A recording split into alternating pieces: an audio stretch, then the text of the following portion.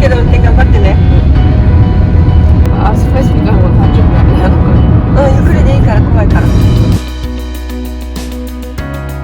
朝の5時半、さくちゃんが運転します。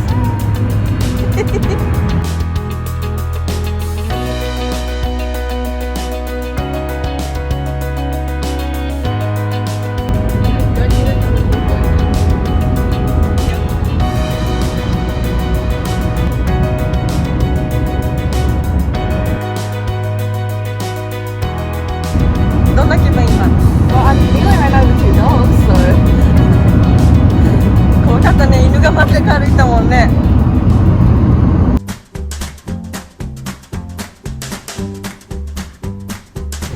慣れてきた？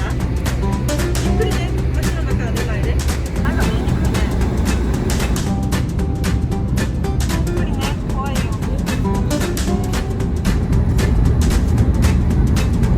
できたね。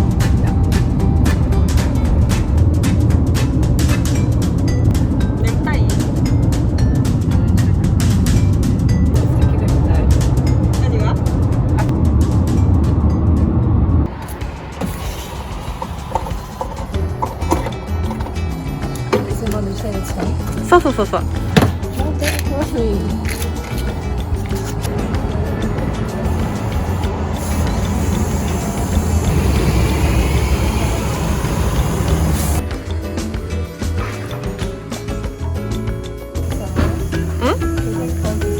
いいよ。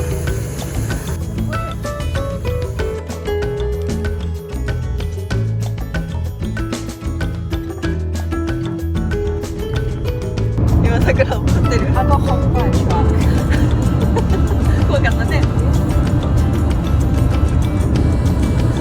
桜の顔が怒ってる。